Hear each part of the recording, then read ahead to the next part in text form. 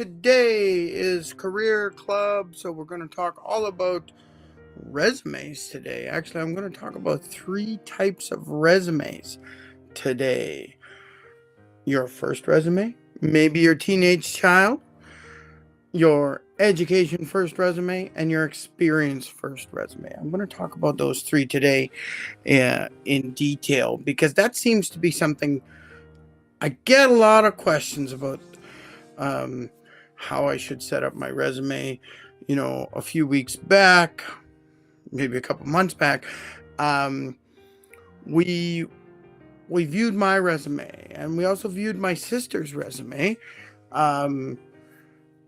She allowed herself to be a guinea pig on the show, and her resume had the education first. So I made changes to her resume because it wasn't suited to that situation.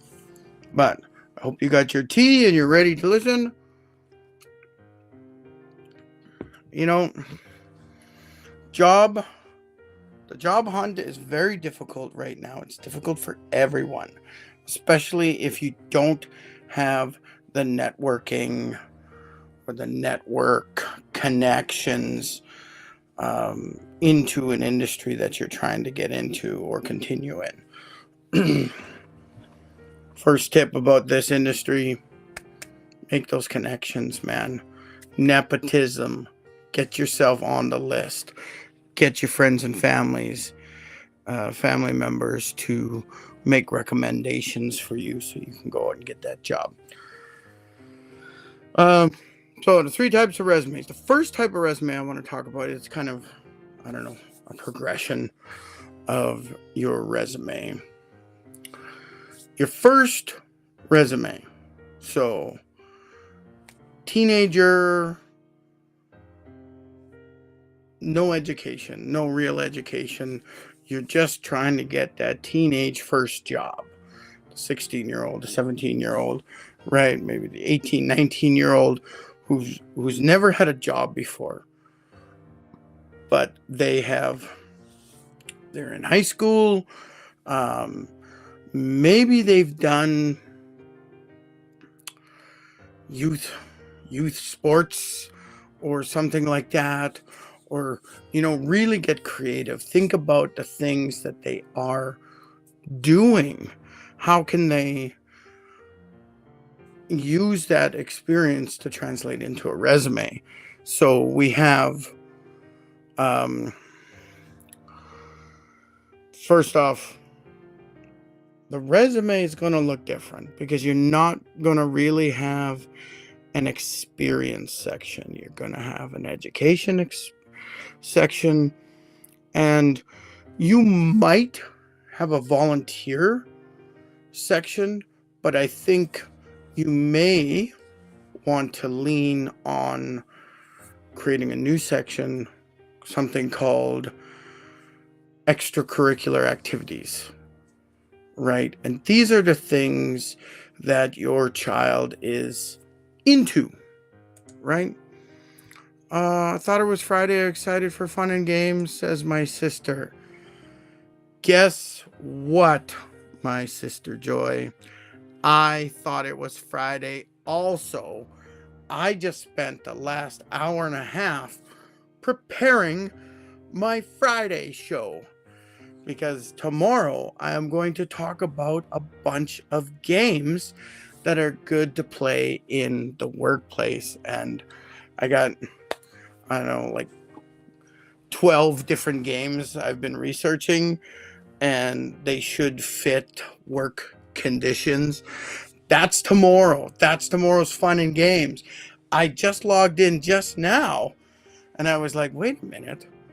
It's Thursday. Yes, Tanis, my niece, has her first job in a store, 16 and a cashier, so happy. Shay did not like using a till, so she avoided applying for those jobs. Yeah, you know what? Tills can be a little bit scary. Every time I learned a job, though, the person who was training me was always like, oh no, you learned that till really fast. And I immediately got into the motions, right? so that I could run the till as quickly as possible. So I know I can learn a till. It still scares me. It still scares me to death. I'm scared I'm going to mess it up. You know, the worst thing is calling your boss at a strange hour saying, hey, how do I do a refund when they paid like this or something like that? And you have no idea, right? There's just certain things that you may never experience. But yeah, I can imagine someone, especially a young person, not wanting to use a till. I know with our family business, we never had a till. It was just kind of like a glorified calculator for us, right? Or not use a till at the video stores, because there was always a video tracking system to track videos in and out and late charges and things like that. So you had to learn that a little bit. I was at a gas bar, so I had to learn how to run the machines. I had to learn how to use the lotto machine. That was fun. So when I walk into a gas station now to buy my own lotto tickets, I tell them exactly what it is. Sometimes they don't realize that you can get a $21 Lotto Max ticket. That's the extra dollar for the extra, right? But anyway, yeah, not fun and games day. Tomorrow's fun and games. But let's bring it back to your first resume. You got to get creative. So certainly create a extracurricular activities. So I think about a lot of small towns. There's a lot of junior hockey players. There's a lot of dedication you have to put into that. So you can say like twice a week I had to, well, I was on this junior minor hockey league team, right? And then you put the dates and then you say stuff. We had early morning practice twice a week. I had to be at practice for 5 a.m. and we were done at 7, and then I went to school, right? You could also say things, I helped arrange the tournaments, or I volunteered at tournaments when we weren't playing. So they could be running the concession stand or something like that, right? Think about these things that's related to this extracurricular activities. We did fundraising. So I spent 6 months knocking on doors so that we could raise money so we could go to this special tournament out of province or wherever, right? Like, get creative. Remember that stuff. Your child is doing stuff. So try to figure out how to integrate that into their first resume. I know when I was in high school, I was the president of the Students' Union for 2 years. So I could have been putting that into my first resume.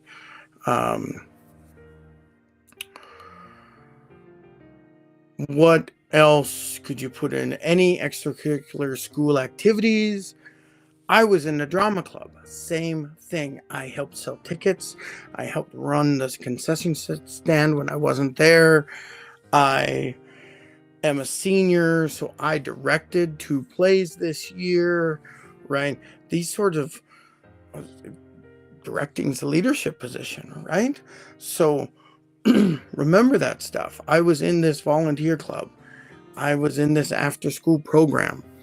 These are the extracurricular things. And there's always this level of organization that your child is doing that can get put onto your resume. Now, you might want to lean on a hobby section too. Now, I tell adults to avoid personal hobby section. If you're an adult, don't put that on your resume unless you're a young adult, 18, 19, and you haven't, right? We're still talking about your first resume to get your first job. So, hobby section, right? I enjoy doing beading, right? And you talk about how you had to design the patterns and you had to raise money so that you could go purchase your own beads and things like that. Joy's job was liquor store. I was punching code for years until they got a scanner. Oh. Oh my God, that's a long process. That's a long process. Terrible process. So if you are big in some sort of hobby, and I just grabbed beading because I just thought about my sister and my mom, but so some sort of crafting business that you're doing, I make friendship bracelets and sell them to my friends, right? I mean, you have to calculate how much the cost is of everything. You have to calculate how much you can sell them for to make a profit. These are experience things, right? So, just about any hobby. I like playing video games. Okay. Don't say just like playing video games. I like playing strategy video games where I can use my mind to solve complicated puzzles, right? That's something. I like playing Call of Duty. Wah, wah. And then put, it has really improved my hand-eye coordination. That's something. So, improved hand-eye coordination, where does that put you in a job? I mean, if you're saying, I need to run a till, and you're super awesome with the controller, you might be super awesome learning that till, right? Hand-eye coordination is really important, especially if you're thinking of trying to go into trades business. You're going to be a labor assistant at some construction company, right? Before they give you a hammer, they need to make sure you're not going to crush your fingers every time you try to put in a nail. That's hand-eye coordination, right? Get creative. List out everything your child likes to do, and then just get creative. What are they doing? How is it affecting their mind, their learning, their hand-eye coordination, right? These sorts of things can get put on your resume. It shows what your child is interested in. Now, I'm pretty sure I got my first job working at the hospital because it's kind of a smaller town. But there was at least a couple of people that worked at the hospital. Friends' parents that knew me through their child. And I think that's what helped me get that first job, because they knew who I was. Plus, my family in the community, it's a small town. They kind of know who you are, things like that. So they kind of gave me the benefit of the doubt, I think, when I got that job. In hindsight, I really enjoyed that job. It wasn't too stressful. Sometimes there would be emergencies, and I never got to see anything gory or anything like that. But when you're 18-year-old working in a hospital, sometimes you see the nurse running by to go get some equipment or some meds or something, and they're kind of tearing up a little bit because there's something terrible happening in the emerge, right? That only happens now and again in a small town hospital, but for the most part, I enjoyed it. I enjoyed putting the packages together, inputting the patient.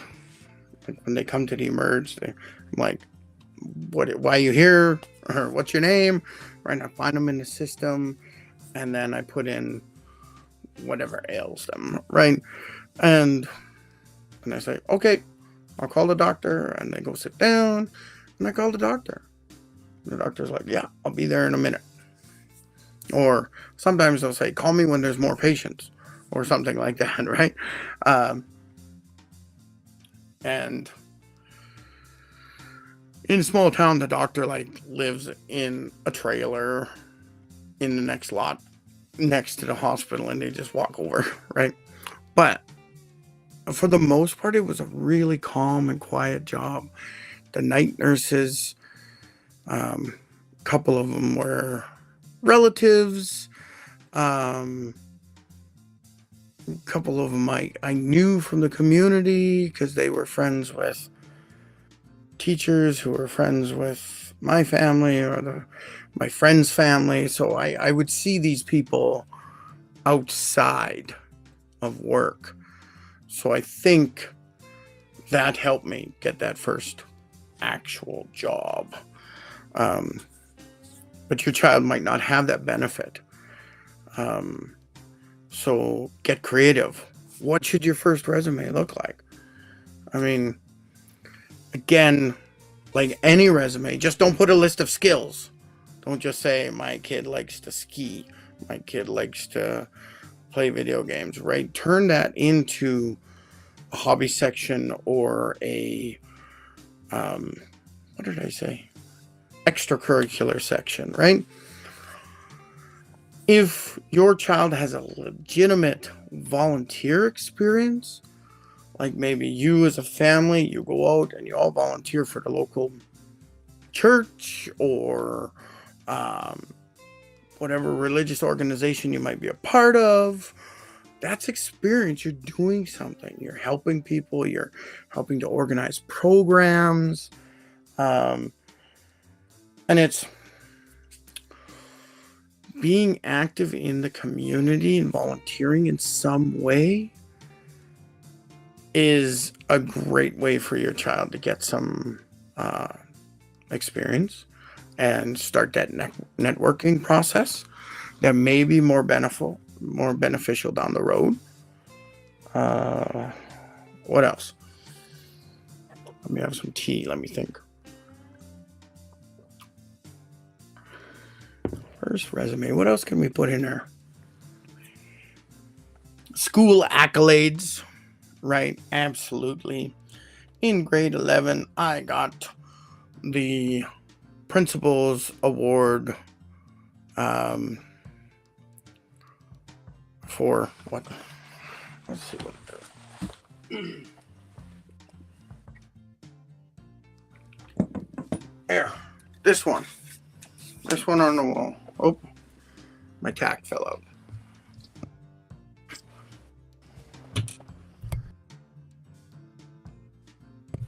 It's kind of dusty. This I got in high school. Mustachny School, that's our Mustang logo. I got the Principal's Award presented to Ian Hopfy for contributions to the school and community. This is 1996-1997.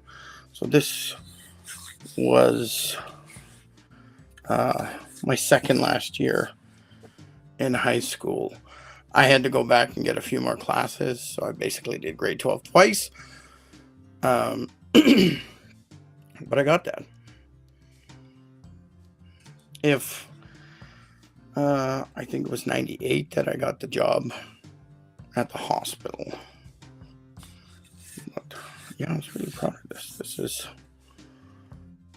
good stuff. I mean, there's the proof. I'm not not a dirty liar. Something like that. I actually had that on my resume for years after that. I was very proud of that. So when you're listing your education, if you're still including your high school, absolutely put that award in there. I got these certain awards while in high school, especially academics award. I got best academic marks for the whole school or whatever, right? Like, or even just one. I got the highest mark in social studies or something like that, right? If there's an actual award that the school gives you, absolutely write it down. These other two that I got on my wall here, they're like from grade 7 and grade 8, and it's they are academic awards. I had the highest marks for an Indigenous student. Those two. So I was proud of those, but those are from junior high.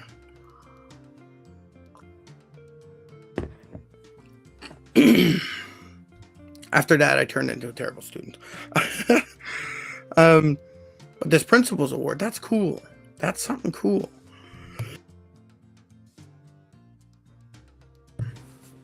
So that could be on your resume.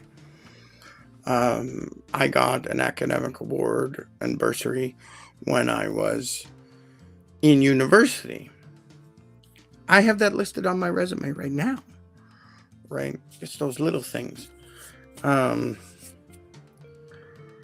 Me personally, I don't care what your GPA is. If I'm looking at your resume and you're telling me your GPA was 3.9 or something out of 4, I don't care. In the rare occasion, if I got 2 candidates, they are absolutely 99% similar, and one says, I got a GPA of 3.9, and the other one doesn't give me their GPA, I might go with the 3.9. Or I may give that I may give that first person an opportunity. Do you know what your GPA is? Right? It's a tiebreaker. It's a really distant tiebreaker in the event that you get 2 identical people. But you may be using other tiebreakers.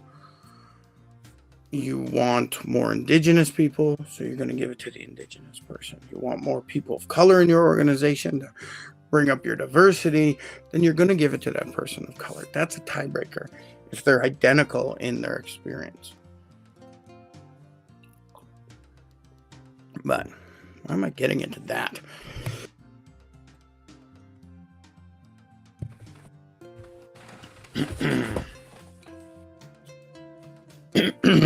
Something in my throat, not winning. I think I got it. I'm good. I'm going to live. So that first resume for your child, right? There's a lot of things you could put in there and create on there. It could be 2-3 pages long, and it's no actual work experience. It's just volunteer experience, extracurricular activities experience, and just some added school experience, right? You know, I'm in high school at this school, and here's all the things I've been doing at school and the relevant experience, right? You treat your education like it's an experience. And most adult resumes don't do this, but you could do that in your adult experience. I got this degree program, and in this degree program, I did this practicum, I did this project, I learned all these programs and used them in depth for all my classes, right? Like, that's an opportunity to show a little more experience. So that's your first resume and or your child's resume to get them out there, get them out of the house, aka go get a real job so you don't keep mooching off of me. So I'm going to talk about the 2 other adult resumes. When there's certain industries, I expect to see very simple resumes. Heavy equipment operator. I've been operating equipment for the last 30 years at these 3 different businesses, and all it says was heavy equipment operator or excavator operator, dozer operator, right? And at the bottom it might say packer and rock truck driver or something, right? Like, that's kind of basic. But it does the job for the construction industry, right? They really don't care if you got a degree or something like that, unless you're applying for a manager position in the construction industry. Then you might start thinking, I need a little bit more experience or education, because now I'm managing people.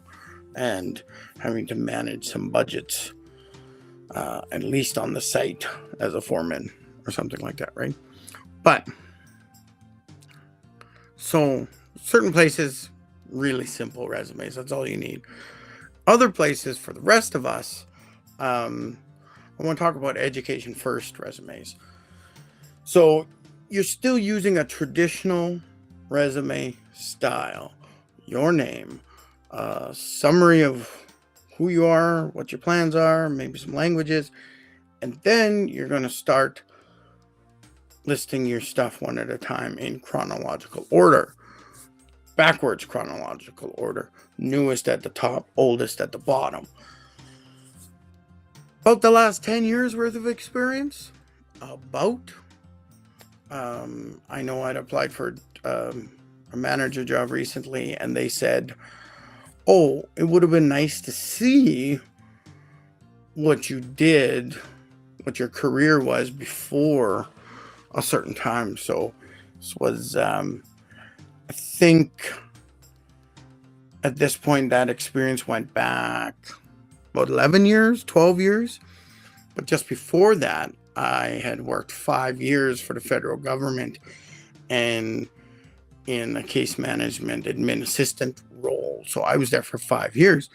So that hiring manager actually recommended that I keep that in just so they could see where I kind of came from before getting into the more HR career and management type roles I've done. So that's some interesting feedback.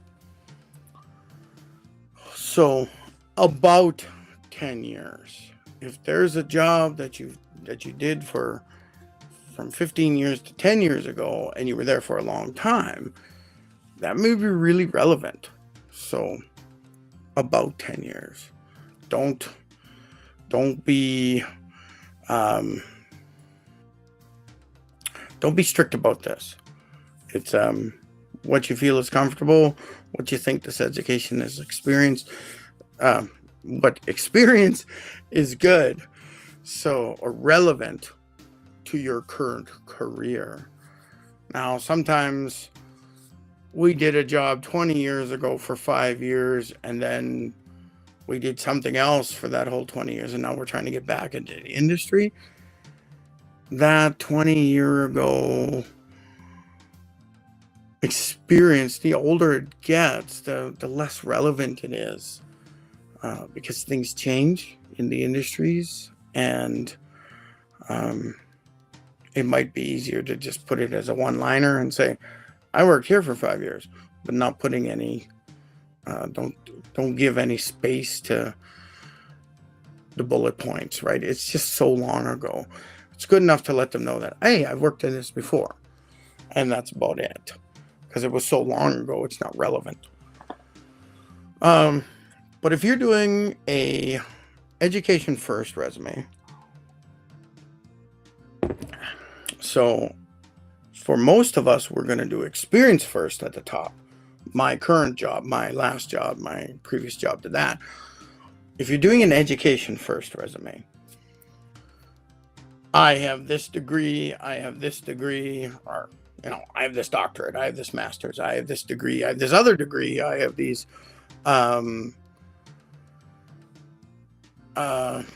additional certificates or whatever, right? If you have a lot of education like that, well, the chances are you are going into a career or job position that really needs education.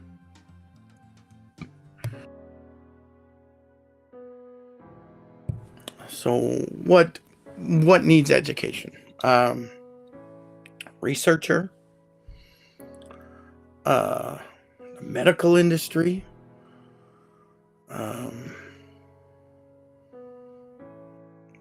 else? You know what? Programming and technical industry, right? If you know a lot, if you're going in to be some advanced programmer, then this advanced education may be important too. So just think about your industry. If it's really education heavy, right?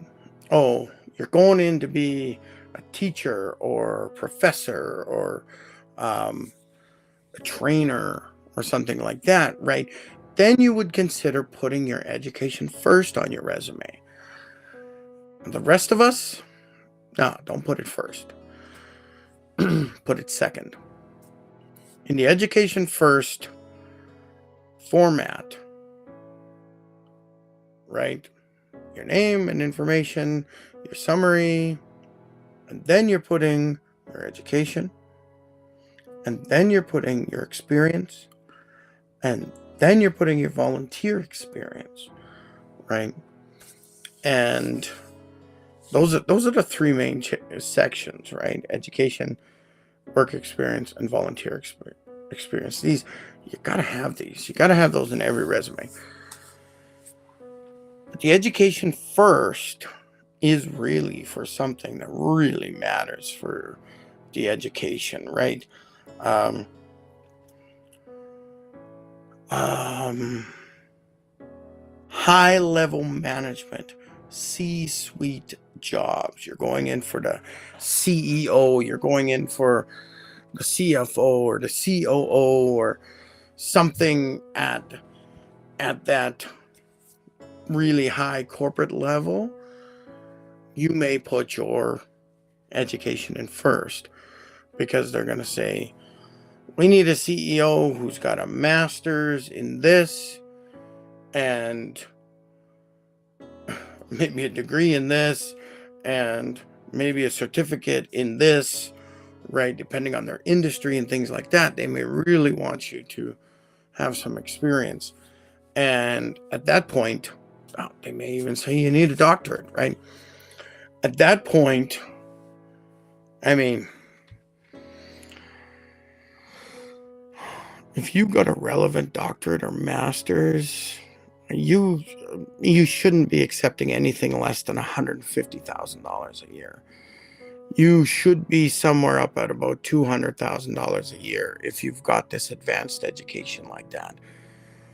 I always say anyone with a degree should be making at least $65,000 a year. I don't care what job you're doing. If you have a degree, you should be making at least $65,000 a year. Canadian, right? For those of you who are American who might be watching, this is all Canadian dollars I'm talking about, right? So, yeah, you got a degree, at least 65,000. 65,000 to 125,000. If you get a master's, you're going to be somewhere between 125,000 and 200,000. If you got a PhD, you should be somewhere around $175,000 to $250,000. This shows that they care about your education.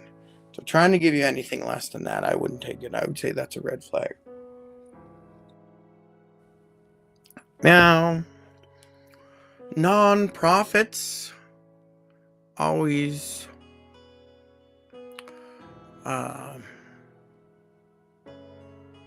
what's that word? Cry poor or whatever the saying, right? Like they're, oh, we're nonprofit, we don't have that kind of money and things like that. Well, I would only take that job if you really love the cause and you really love the nonprofit, right? Otherwise, if you're trying to get into big business, they should be paying you. They should be paying you good. And I'm only talking about a few $100,000 a year, where some CEOs of these organizations, they're $25 million a year plus stock options plus bonus if they make certain things happen. That's insane. That's stupid. I mean, that's good for you. But if they're paying the CEO of the organization that much money, it means they're not paying the rest of their staff properly. So just kind of beware. If you want to work for an evil corporation and make lots of money, fine.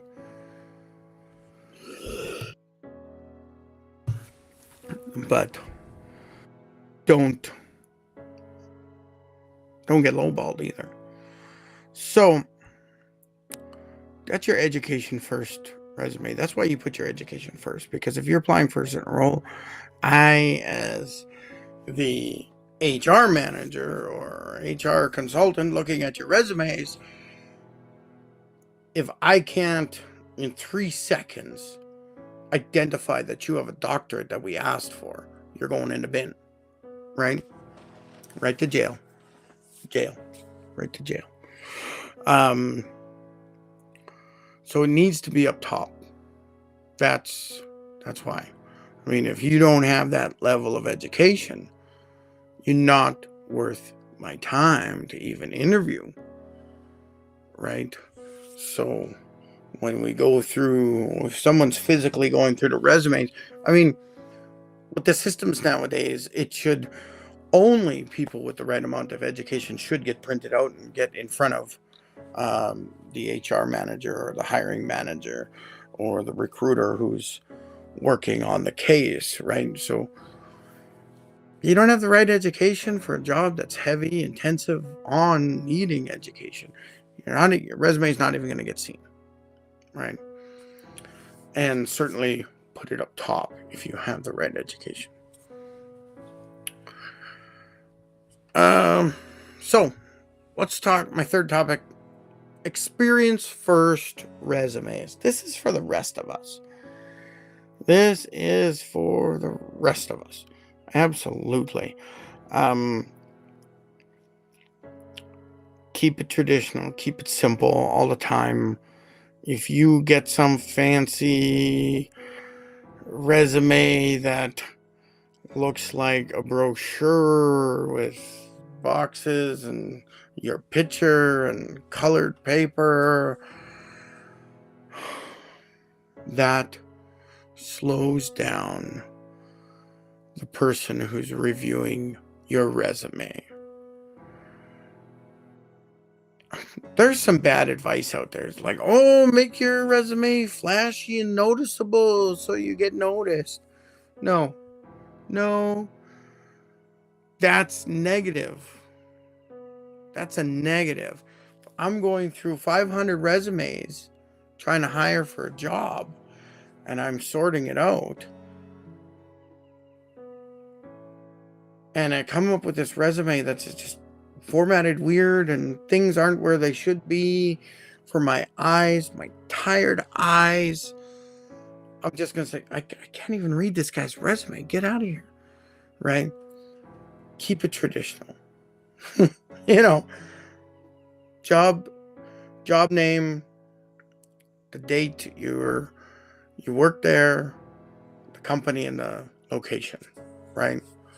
I worked as a HR manager from 2016 to 2020, and it was for XYZ Corporation in Edmonton, right? That should be your intro to the job. And then you're going to put as many bullet points as are relevant. I used to tell people get at least 10. Maybe you don't need 10. Get at least 5 for sure. 5 bullet points. You absolutely need 5 bullet points. If you don't have 5 bullet points, you didn't know what you were doing, did you? Right? I'm a cashier. I ran till. There was customer service. What type of till did you run? Did you have to keep track of your cash? Count it out and things like that? Did you have to open up the store in the morning so you were responsible to open up the store to be there on time? Did you close out the store so you did the cleaning and you let in the night shift so they could start doing the stocking, whatever, right? Like, did you cover for the assistant manager when they were away? Did you cover for the manager when they were away? Right? These things you should be putting in there. Aim for at least 5. My soul wants you to put in 10, because I really want you to stretch and think about these valuable things you were doing. Now, on my own resume, I've reduced my bullet points, but I combined certain bullet points together and they made sense. I did these HR functions and I put a list and there's like 8 or 9 of them, right?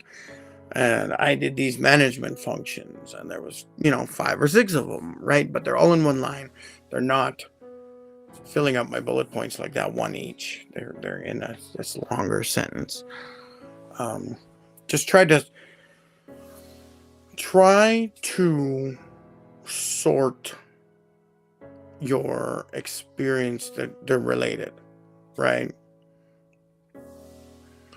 I used this type of till and I had to train other people on this till model or whatever, right? Or I did a lot of training of the new staff members and list the type of training you were doing for them, right? Training's big. If at any point in your job, your career, someone said, hey, train that new buddy, that new person, right? Put that on your resume. Staff trainer, right? Like, I train new employees to do X, Y, Z. It's there now. You've done it. You are now moving into the supervisor level of experience. Experience first. So your current job or your most recent job. And I would say the jobs that you've had in the last 10 years, again, are the ones where you're really concentrating on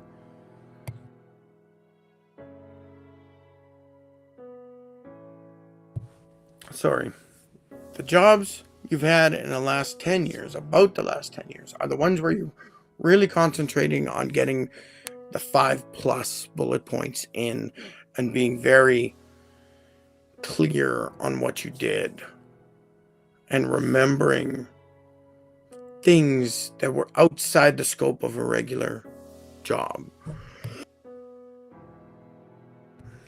So what I mean by that, outside the regular scope, when we say a certain job title, we all have a perception of that job. When I say administrative assistant, immediately a bunch of job tasks go through my head. Me as the HR manager, I'm thinking, administrative assistant. Okay, great. But they have no experience doing accounts receivable. And I'm looking for someone with accounts receivable experience.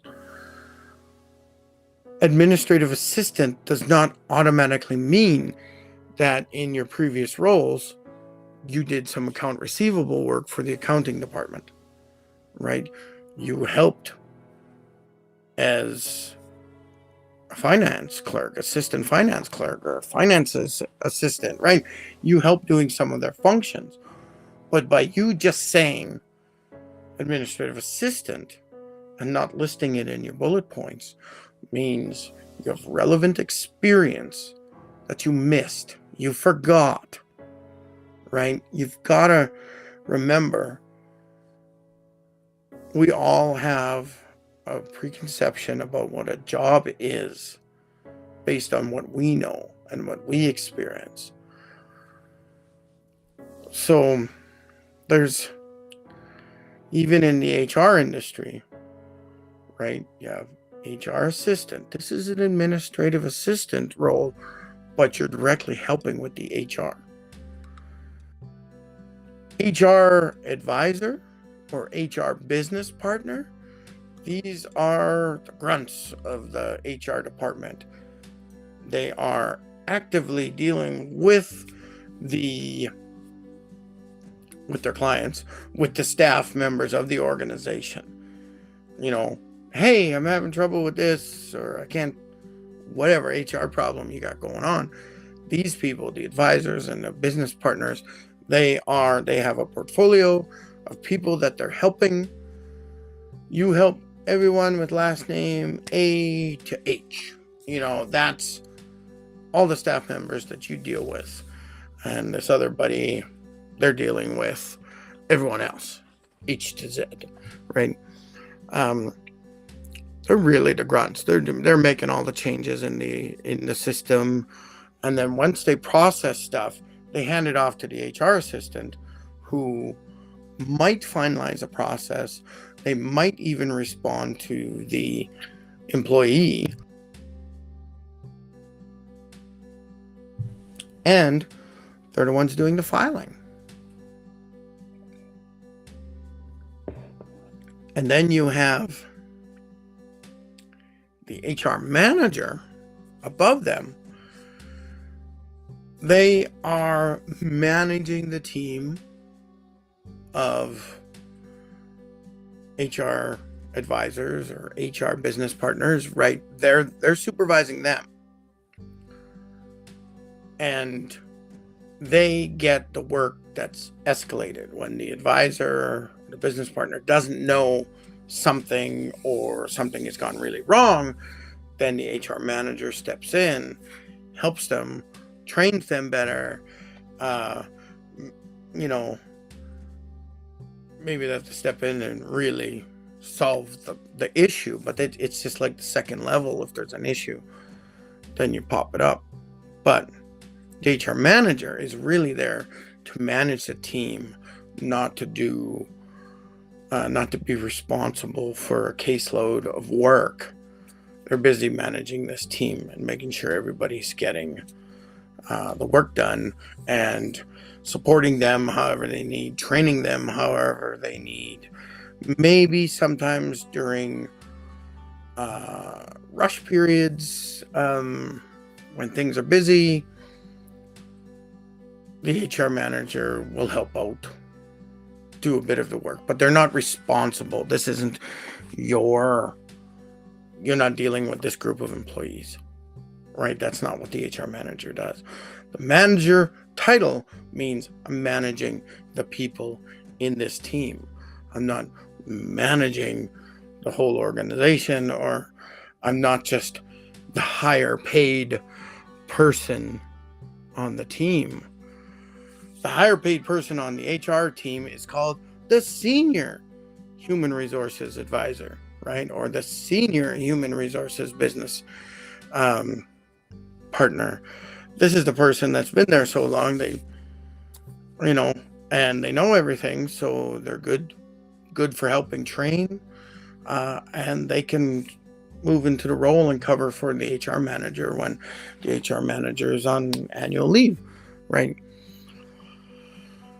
Oh, yes, that's the HR department. Why did I get onto that? Oh, the name of the job, the name of the role. We have that preconception about what the job is. And you've got to make sure that you're aware of things you did differently, right? Administrative assistant, but you also did all the social media posting. So you were doing marketing, and even doing the advertising, because you were in charge of purchasing ads on Facebook, right? This is different experience. An administrative assistant,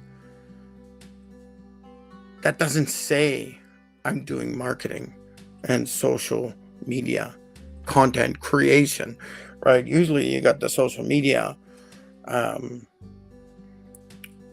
or the marketing person, right? And they're doing that. But if you're doing something extra, now this happens a lot in small organizations. You're hired on for one role, but then you realize that you're doing a lot of other work that's not necessarily in your career path. So, and that's a good thing. It lets you experience some other type of work just outside of your career, just outside, adjacent to, related to, like the process. This is administrative assistant stuff, but you're supporting HR, and you're supporting finance, and you're supporting marketing, and you're supporting the executive director or the CEO or something like that. So you have this expanded role. This especially happens in small organizations because you can't afford to have a marketing assistant in your organization. So you just give that extra little task to the administrative assistant, right? So be aware of titles, job titles. It may not mean what you want it to mean. You may be missing out on experience. So jobs within the last 10 years, you want to be trying to get as detailed as possible. If your resume is going to run a little long, it's better if it's in these bullet points. It's better than having just extra, like your hobby section. You absolutely shouldn't have a hobby section. You don't have to put your reference material, references on your resume, especially. You don't have to put the line that says references available on request. That's just the way it works. Everybody knows that. Adding reference information onto your resume is sharing their private information. Your resume is something that you're just throwing out at people, or you're applying to 10,000 jobs, and your previous manager, Eddie, has his phone number on there and his email on there. It might not even be his work email, it might be his personal email, and you've just shared it with 10,000 people. Bad form. Bad form. So we don't put references on our resumes, and we don't need to say references available on request. Take that off there. They are going to ask you for references. Bonus, the hiring process. You apply, and the machine says yes or no to you. Then there's the first review of your resume. And it's a quick yes or no. Then there's the second review. This is where they whittle you down. They want 10 or less candidates. The best 10 or less. They might say 15, they might say 5. It's about 10. And then they're going to do phone interviews, or that first interview. It's usually a phone call, and it's usually with the recruiter, maybe the hiring manager, but probably not. But definitely the recruiter. The recruiter is going to say, I got to ask you these 5 questions to help qualify you for the next level. And you're going to answer those questions as best you can. It might be more than 5 questions. It might be 10 questions. It might be 2 questions. And then that recruiter says, okay, here's the final 5. But everybody that got a call or first interview should be getting some regrets if they didn't get the job. So that final 10, they should all be getting some sort of, hey, we reviewed, regret to inform you, we're going to go with a different candidate, right? So that's, look at how many steps so far. That's 4 steps in. So now they choose the final 5 about to do interviews with. So now this is a formal interview process. You're coming in, or nowadays there's still a lot of Zoom calls. That first interview could have been a Zoom call. Maybe not just a phone call. It could have been a Zoom call. It could have been more than one person on that. Right? So the second interview is usually with the hiring manager of the team you'll be working for right? So this person will probably be your direct manager, or they'll be your supervisor's direct manager. So your direct supervisor could also be on that call. Usually, there's going to be 3 people, 3 or more. But usually they keep it odd so that they can vote amongst themselves and not get a tie. So, second interview. On very rare cases, you might have to do a third interview. I say rare because this really starts stringing out the process. If you have more than 3 interviews, that's a giant red flag. Giant red flag. If they call you in for a 4th interview, I would kindly decline them. Because they can't get their shit together. They're not organized. Like, the vetting system should have really worked better. I say only a rare case will there be a 3rd interview. And if there's ever a 4th interview, cut and run. Not worth your time. That is a real indication of how that organization operates, right? So that might be 6 steps so far. At the interview or after the interview, they're going to want your references. So now they're going to check your references. But they're only checking the references of the people that they're really considering, right? So that's why we don't give our reference when we first apply and it's on our resume. There's no reason for it. They'll ask you, don't worry, they'll ask you for references. So they'll check your references. Based on your references,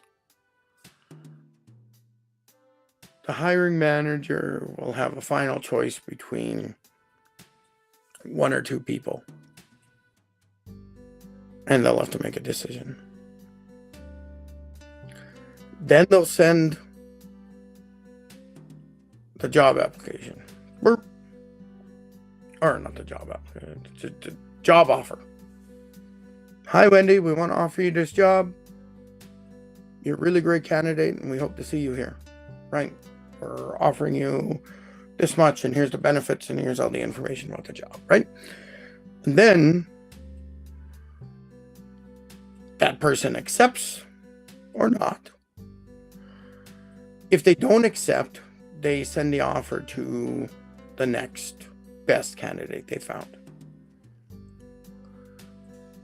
When someone finally accepts the job, after they went through their top 5, if nobody wanted it or whatever, I mean, that's a red flag too. If they had to go to the 5th candidate, it means their process was too damn long, and all the candidates already got better jobs. Then they send regrets to all the top candidates that got, which one was it? They got from the phone interview on. The rest of those candidates, they get the regrets, right? So you get about 10 steps when hiring.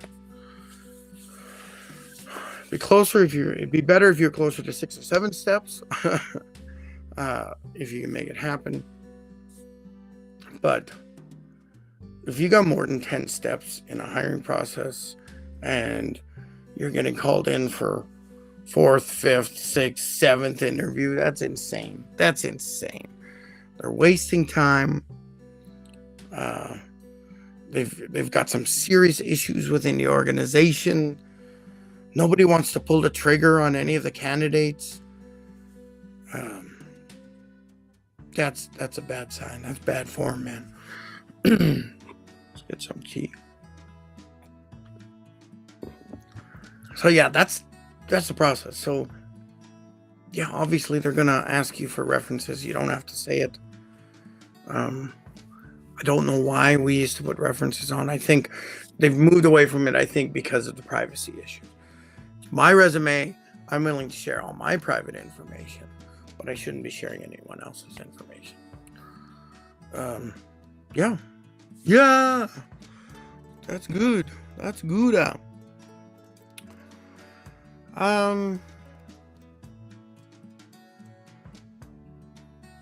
Yeah, I guess there's no questions. Sorry I didn't put the little thing on that said ask me questions. It's too late.